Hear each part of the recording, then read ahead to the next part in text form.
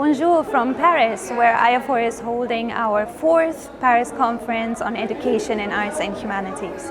Next to me is standing Mr. Christopher Cripps. Thank you for being here. Could you briefly introduce yourself and tell us what you do? I'm Christopher Cripps. I'm an American in France. I've been here for many years. I am the Vice President for Europe and International Affairs of IP Paris, Institut Polytechnique de Paris. You gave a keynote presentation followed by a panel discussion today. Can you tell us what it was about? The keynote was about France and its internationalization in higher education and research. So I was very keen on making sure that the participants understood that in spite of what's going on in the world right now, with all of the geopolitical issues and other challenges, that France was open for business in terms of student mobility, research collaborations, and all things that we do in higher education. So I was pleased to present that.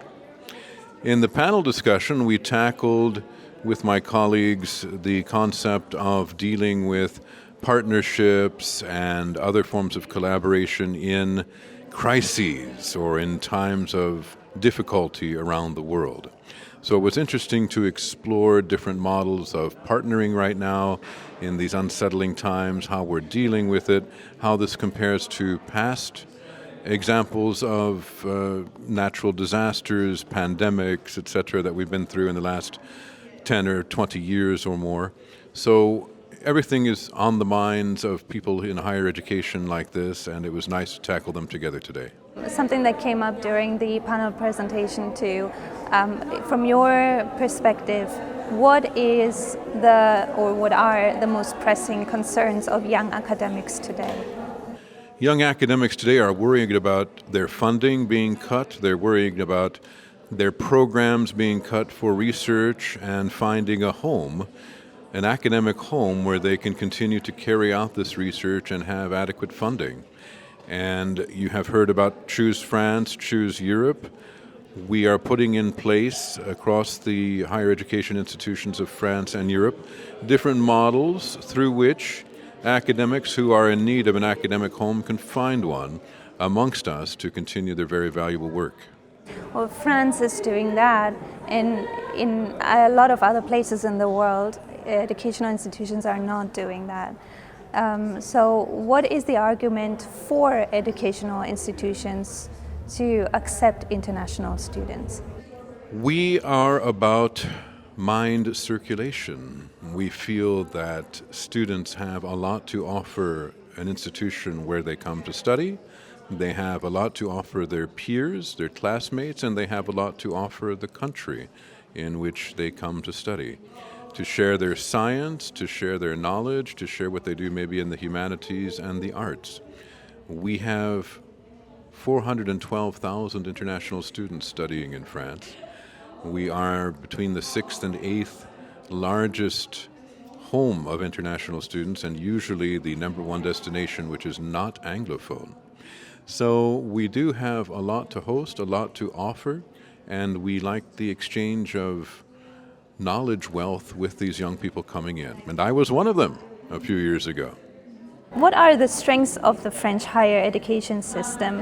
What are its weaknesses, and how can international cooperation help? First of all, we are fully open, we are fully committed. We have the full range of research opportunities for anybody from around the world. We have research collaborations throughout Europe. We have 50% of our research collaborations which involve an international collaborator of some sort. France is one of the biggest contributors to the European Horizon programs, I should say. And we are big motors for science in general. As I mentioned earlier during my keynote, France is often known for perfume, fine wine, and fine dining, but we should also be more well known for our academics and our research. We also export Nobel Prizes, having around 23, I believe, in the sciences. We have 5 or so who have been associated with IP Paris itself.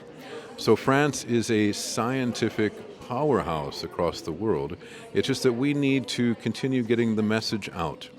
I think you mentioned a weakness. I say a point that we could improve is making sure the world knows more about our academic reputation and what's behind it.